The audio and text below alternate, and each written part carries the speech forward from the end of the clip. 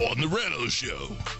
Hey, and welcome live to the Retto Show, man. Again, hey, that's my man Cleve over here, man. Yo. And I got my man Sleep Tight. Yer. I'm officially Retto James, man. Hey, we are finally back, man. We got a lot of hot segments for you, man. I even got my little tripod. I spent some bread for y'all. So, you know what I mean? So, first segment is, I called it a sticky allegation with P. Diddy. You know, messing with him, you're going to get real sticky and slimed up. You better watch out. All right, our second segment is going to be, is the Cavs a bust? We're talking about the Cleveland Cavaliers. Are they a bust? And segment 3, because this one just irks my nerves, is the slippage of Shedeur Sanders. My man over here, he thinks otherwise, but hey, it ain't a slippage. Find out, man. And then we're going to pay homage to the Cincinnati tragedy happened to us.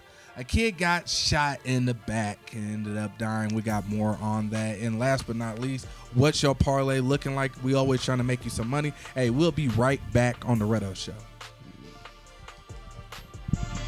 We'll be right back. You're watching the Retto Show.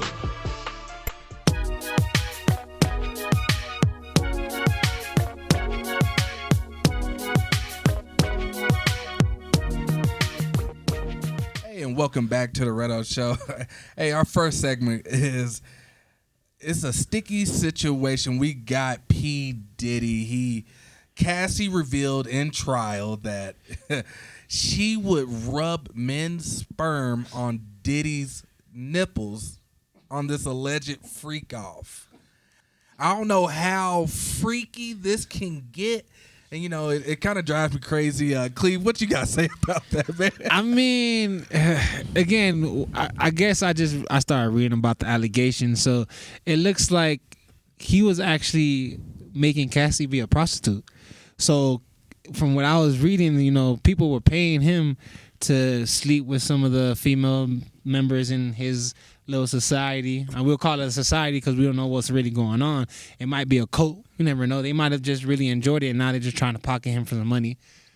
Right. But it looks like some people were paying to have sex with Cassie, and I guess in turn he was basically getting ejaculated on and getting rubbed down like Buddy off of Joe Dirt.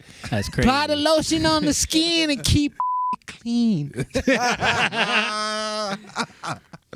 But to me, it's like, the prostitution is a crime, but other than that, what are we getting P. Diddy on again? Everybody's like, you know, hyping this up, but all I'm hearing is, you know, a man just, you know, is just a horny little man. It looks like the horny little man likes to have what they call a prostitution ring. So essentially, they're hitting him with like the RICO charge for essentially like having a prostitution ring and having people to pay for sex with certain celebrities and certain things like that nature. Okay, so for Cassie though, I just don't get her point because, you know, you was with this guy for so long, and why is it now just coming out? Like, yeah, are you okay? She did get beat down in that video. Nah, you know she got beat down. She got beat down, kicked, stomped on. You know, she got degraded as a woman, and I love my women, but for a black strong woman like her, why we gotta wait till trial? Why didn't you leave? Why didn't you tell the police a long time ago? Hey, when you got money hides a lot. Yeah, we know there's a lot of people out there with a lot of money who feels like they can get away with anything because their money can buy people's decisions and sway lawyers, sway judges. It's rare that you're gonna find someone who actually goes by their moral codes. Money changes people's moral codes. Yeah, I feel that. Sleep Tight. What you got to say on that?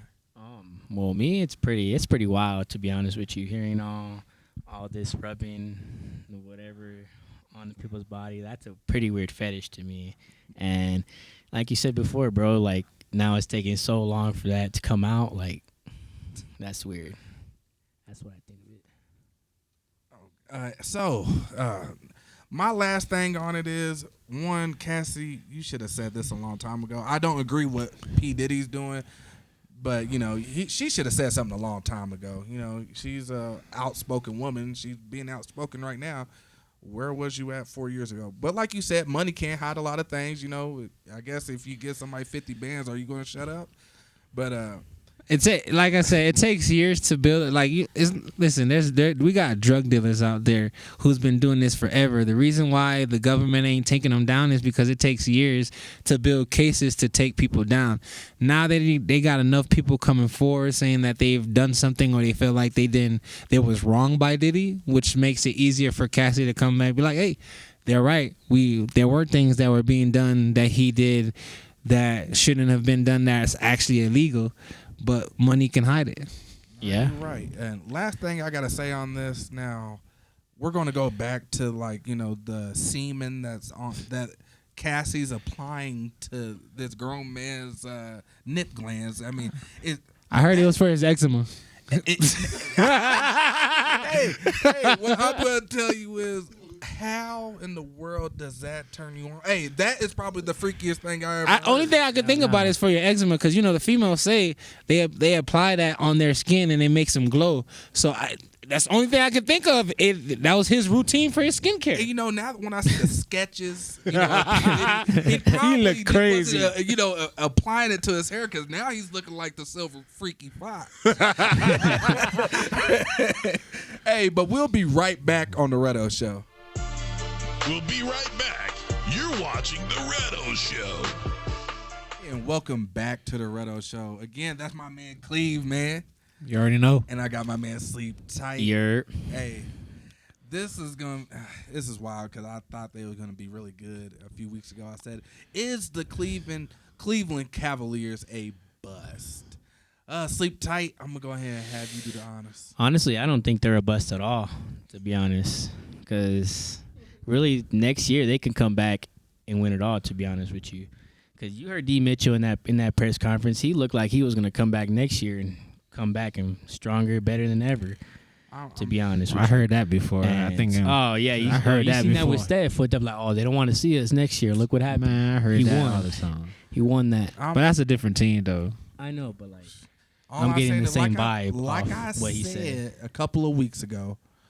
Donovan Mitchell got to prove something to me. You shooting, 1 for 10 or whatever you're shooting on the three, that's not going to win anything in the playoffs. I'm sorry. You can play, the semi-pros, Will Ferrell could have beat them out there. You know what I mean?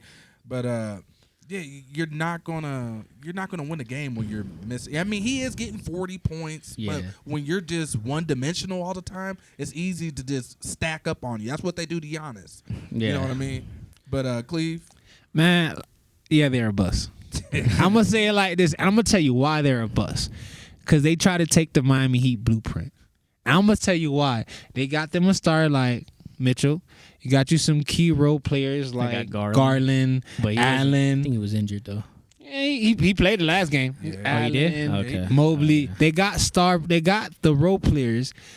Then they needed the shooters. You remember the first series versus the Heat? And this is not me hating because the Heat is my team. It's not me hating. You had Ty Jerome going off, dropping 2 games, 30 points. Where was he that series? Where was he? I ain't gonna lie. He's gone. My parlay about damn. You can't give me 2 threes. He's gone. And put me out there. Struce talking about, man, they don't want to see us for game 6. 0 points. 0 points. That's my point. Y'all think y'all gonna have some shooters waiting to shoot, and guess what? They're not always gonna be on. Nope. You need your starters and you need your actual key role players to be there and show up. I'm looking at the stats right here. You had Allen, 30 minutes, 9 points, 4 rebounds. What are you doing? You are center. Yes. You are center. Grab the boards. Now, Mobley, you had yourself a game, sir. 11 rebounds, 24 points. You had a double-double. I don't know. There. Well, besides Donovan Mitchell. Donovan Mitchell was putting on, but he couldn't shoot the ball. He couldn't shoot the ball, man. But I got this one thing that I always say about shooters. If you make 10 of 21, that's about like 45%. Mm-hmm. You're a good shot. That's a good shooter, right? Yeah. Last game of the series, he went 8 for 25. Come on now. He dropped 35 points. Yes, he went off, but 8 for 35 when it really matters, and y'all lost by 9 points. Come on, you gotta do better than that. what I'm gonna say is Donovan Mitchell. He needed help out there. I mean, Yeah, he he can't really- be the only player. I mean, I know it's tired going in night out and day, dropping 40 almost every game, and everybody else is tricking. Jerome, where are you at? DeAndre Hunter, where he at? Hunter, he got hurt. I do like Hunter. They need to keep Hunter because he's a two-way player. But you gotta you gotta have somebody else creating. They gotta get rid of Jared Garland, Allen. it's time for him to go. Yeah. I wouldn't say that now. I don't. I wouldn't say that now Well, because I think Garland is a good two. He's a good point guard. He's a good two compared to Mitchell. When Mitchell's not playing, Garland's gonna get you 30. He gonna get you 25. And The he gonna thing let that about thing fly too. the thing about the issue that I have with the starting five, you got Strus dropping 0. You got Allen only getting like 8 points. And you can't do anything. When you're a center and you're a big man and your whole game has been rebounds, boards, offensive boards, all of that, and putting it back. And you telling me you only got 7 foot, 4 rebounds? 4 rebounds in 30 actually, minutes, yeah, bro? That's diabolical. rebound a There's no quarter? excuse for that. A rebound a quarter. What are you doing? You could have been at home at Cancun with everybody else, sipping on Mai Tais. But you want to play 30 minutes of a basketball game to only do that. Why?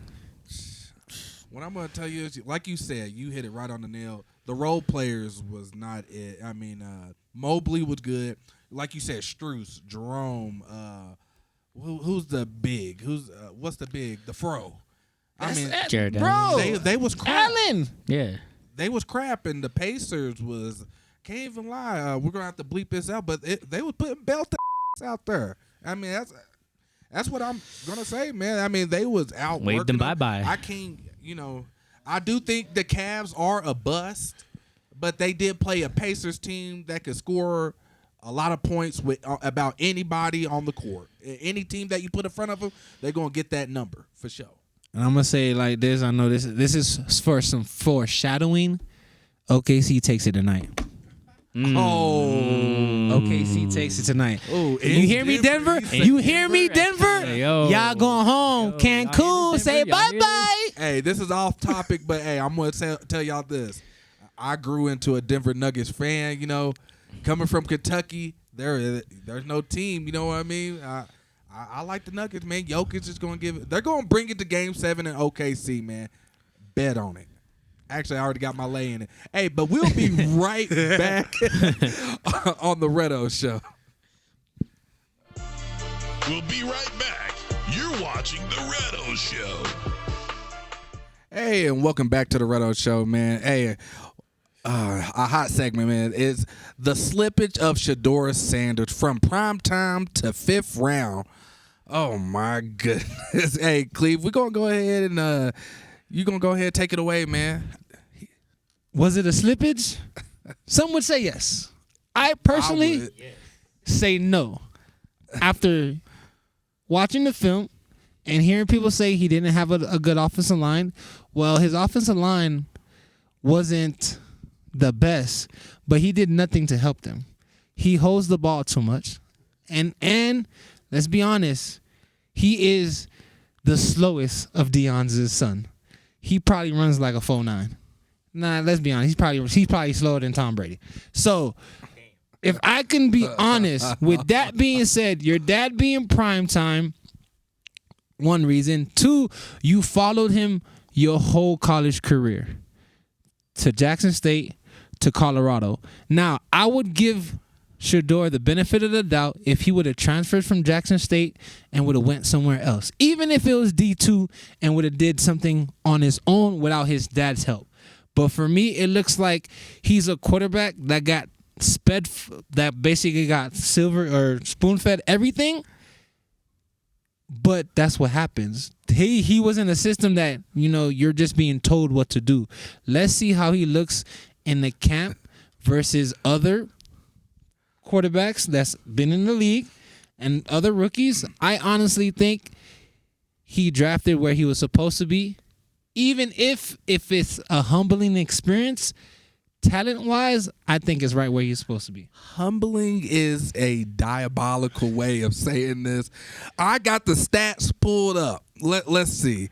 This man, Cam Ward, had 4,300 yards. Shedeur Sanders, 41. They are damn near the same. They both threw 7 picks. Cam Ward, his completion percentage, passer rating actually is 172. Shedeur is 168. And you're talking about Shedeur's the slowest. Shedeur has way more rushing yards than Cam Ward. Cam Ward has 204. Shedeur Sanders has 356. And kid you not, Shedeur's out there running for his damn life. When you hold the ball for 5 seconds, you better be running for your life. Your offensive line, listen, you got 350-pound men blocking, and they got 350-pound men rushing at them. How long do you think this man gonna hold that block for? You're right. So again, you gonna tell me that the stats are comparable? No, but when you watch the film, I can watch Shedeur tape and be like, "Yo, pass it," and he's just. He is a quarterback that needs to see the receiver open. He does not throw off of anticipation, which is another reason why he fell. If you're not going to be able to throw off of anticipation and you need to see the receiver open, yes, you're going to be able to get big yardage. You're going to have a lot of yards, but your yardage are going to come from broken plays. Right. How many of those yards came from on schedule? When it was supposed to be, not, I got to run because I'm not going to throw this because I don't trust my receiver, or I don't trust my own arm to make this throw to where he needs to be. Right. Now, you definitely got facts. Before I dive in, sleep tight. Oh, yeah. I know my mic is broke. Oh, you good. I got you. Good. Well, what I think about Shedeur, I don't think he should have been where he was at personally, because you look at all these people that got drafted before him, bro, I'm basically going to call out all these plumbers out here getting picked up before Shedeur Sanders, bro. Like, this is diabolical. There's people like the team like the Giants could have picked him up. Listen, if you think Shedeur, if you think all these other guys he's are get plumbers, criticized either way because he's Luigi. Son. He sent Luigi. He's Luigi. If everybody else Mario, he's Luigi. He's not Luigi. If anything, Travis Luigi. What you trying to say is he's a player too. Exactly. He's a player. He's a player too. Let me see your mic, man. What I want to say is about that, man. He could have went to the Saints. They picked up the Louisville Cardinals quarterback. I don't even know his damn name. That's how bad Buddy is. I seen a highlight. I ain't never seen a quarterback in a collegiate game under my son can throw the ball better than what he got going on. I hear you, but you also got to understand it came from a point that they thought Carr was going to still be playing. So Carr just got basically forced into a medical retirement. But you pick a quarterback that I pick a quarterback that I feel like I can actually teach and actually be able to develop. Not a quarterback that, he feels like he's the top of the world. He's the next whatever, and now he should be the first round pick. There was reports coming out that in discussion when he was having meetings with team, if he didn't like the question that you asked him, he was like, well, this ain't the team for me. Right. Bro. And I feel that to a certain extent. He didn't do that to every team. I know he didn't do that to every team. And another thing, the Browns picked him up. Y'all just went and got Joe Flacco, Dylan Gabriel. Y'all didn't know this just in. Retto James signed with the damn Browns. They got every quarterback. I'm telling you, the commissioner, somebody had called them up and be like, nah, y'all going to have to pick them. Y'all already buns.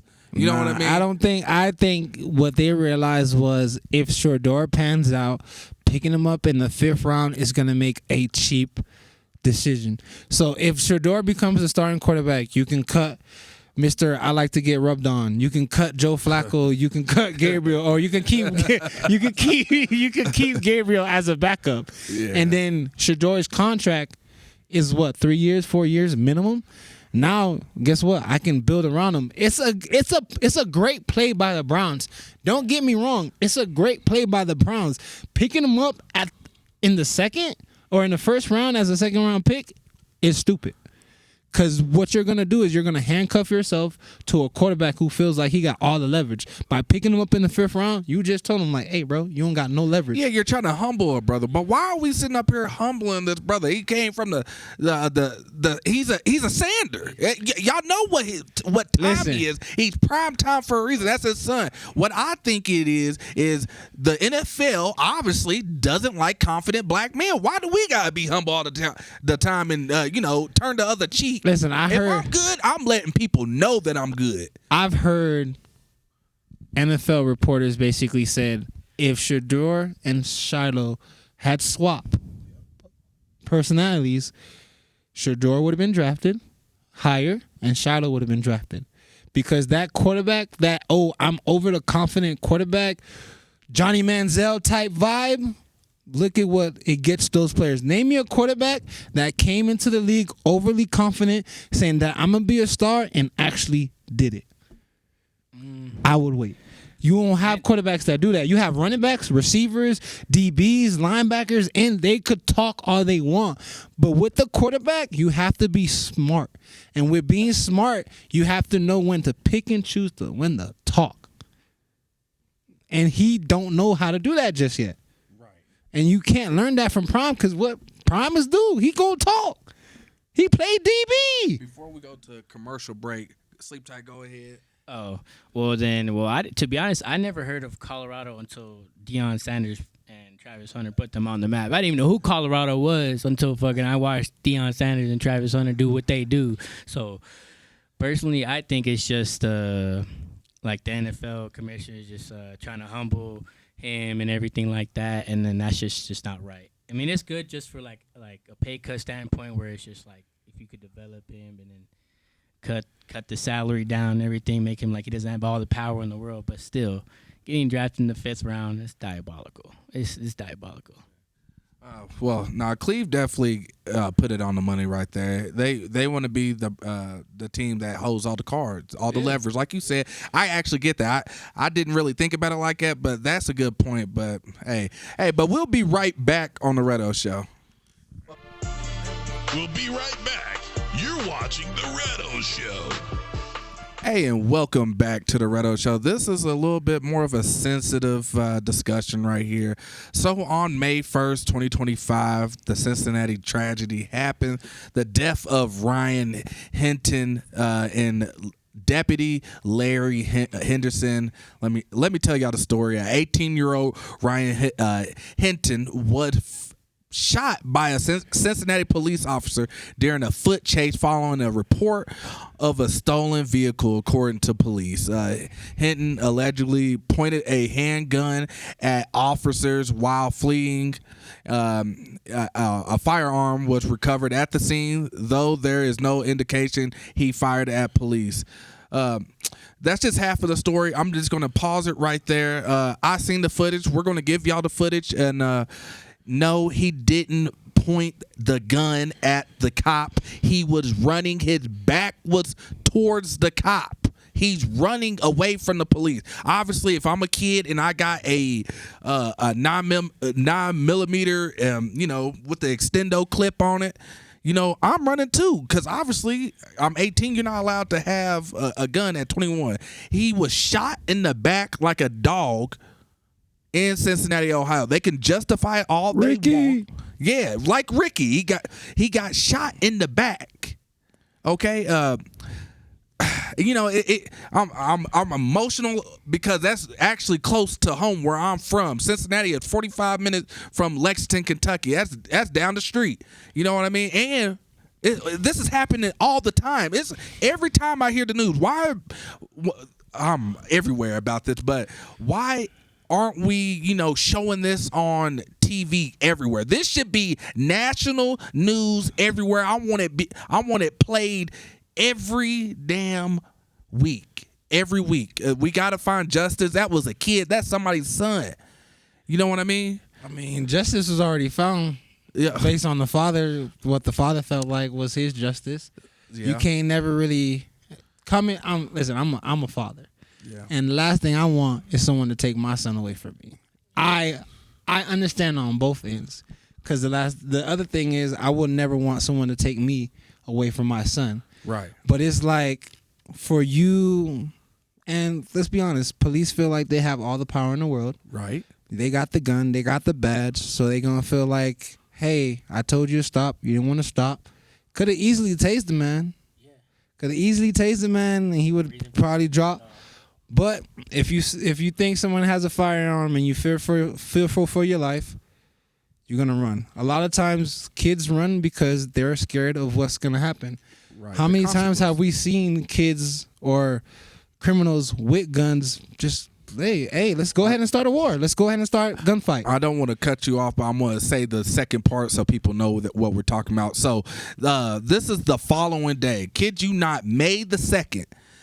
Hinton's father, that is 38 years old, Rodney Hinton Jr., drove his car into Hamilton County Sheriff Deputy Larry Henderson, who was directing traffic near the University of Cincinnati during a graduation ceremony. Deputy Henderson, a recently retired officer serving in a special capacity, he died from his injuries. Hilton right now has been charged with aggravated murder in connections with deputies Henderson's death. And it was a retaliation on his son. I'm just going to take the mic one time, and then I'm going to hand it off to Cleve. People are not going to like what I say. Rodney was in the wrong. He was thinking emotionally. That's what happens to a lot of us black folks. We do a lot of things that we don't want to do when we're emotionally tied in with something like that, especially when it's your son. I'm going to let you know right now, I'm not a cop killer. I'm not even a killer. But when it comes to my sons, it's going to be premeditated. It's not going to be the guy that's the crosswalk guy. It's going to be the guy that killed my son, shot him in the back. And as for Zaire, Omari, those are my sons. So as a father, I understand what he was going through. I wish he would have thought it through, because they're trying to give Buddy the life sentence. I mean, not life sentence, the death sentence. So, that's a 2-for-1 right there. We got to start using our brains on these emotional thoughts. I get it. I definitely get it, because he was definitely, really emotional. And, it's a hard situation. Cleve, what do you got to say, man? It's like I said, I feel for both families, because both families. One family lost the husband and the son. Husband's potentially going to be going to jail for life. The other family just lost their husband. But we live in a world where we're all humans. We're all human beings. We shouldn't be fighting one another. It shouldn't be black on black, white on white, Chinese on Chinese. Or it shouldn't be white on black, Chinese on white, Chinese on black. We should all get along and actually find ways to help each other. It's too much negative things in the world for us to keep this negative flow going. Right. I want to, personally stretch out and say, I feel sorry for both families. Hopefully the families can forgive each other for what's going on, because this is how you start a race war. Realistically, this is how you start a race war when it comes to you having white cops killing black kids. And then you seen the video of the black cop stepping into the elevator with Rodney when he was surrounded by white cops and in fear I definitely that they were gonna kill him or something was gonna end up happening to him in the elevator and things like that.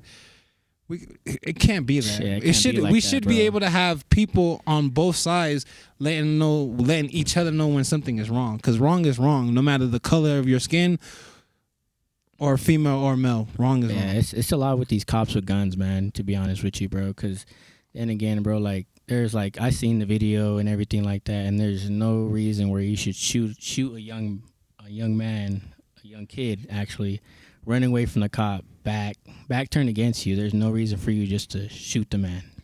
You could have just tased him, resolved the situation, or anything like that. And it's just sad. It's just sad to hear, man, to be honest with you.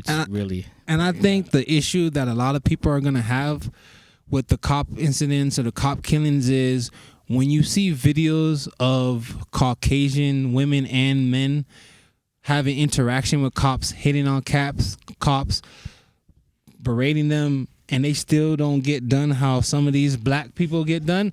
That's the issue that we have. That it's not a fair trade. It's a double side. It's double sided. I'm glad that you brought that up because this is the last thing I'm gonna say about it. So just a month ago, me and Cleve was a special report.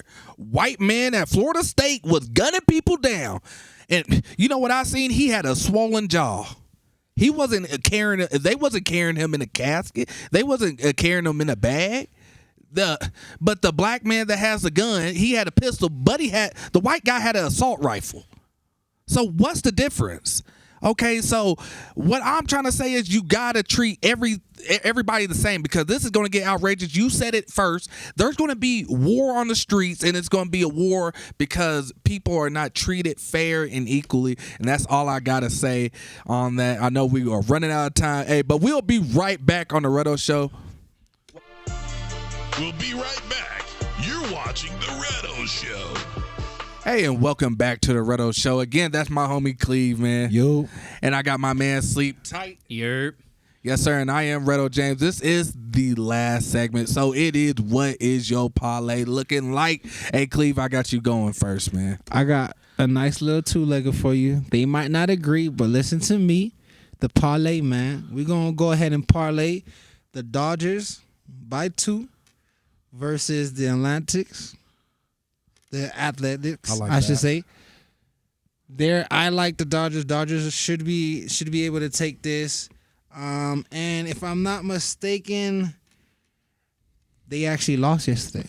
So this would be for the series. So I like them to take the series. And then what they're not going to agree with, I got OKC tonight. I got OKC saying, listen, I'm not even going to play with y'all. We're not going to take it to 7. I'm not going to let you come back to my house. I'm not trying to have a party at my house in front of y'all face. I'm going to take this win, go home and celebrate. Okay. Worry about the series, the actual Western Conference Finals. Those are my 2 legs. Heard you. So I'm going to keep it nice and simple and to the point. Denver in 7. They're going to win this game. Put your lay in. I got them winning in 7. Hey, I've been hitting lays here lately. I'm coming back. I'm getting my bread back. What you got, Sleep? Oh, yeah, you already know my answer. That's Denver in 7, bro. Westbrook about to win his first ring. That's all I'm saying. Y'all boys sound like Shannon Sharp. All right, man. Hey, so I did say we was going to have a special guest, man. I do got the Risky Lover in the house, man.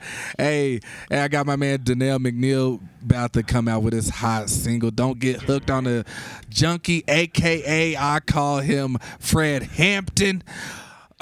We about to take you back to the 90s and the 80s. This is for all my a revolutionary. Hey, but we'll be right back on the Retto Show, man. Peace. Deuces. We'll be right back. You're watching The Retto Show. Count it down, Cleve. In 5, 4, 3, 2, 1. Hit. All right.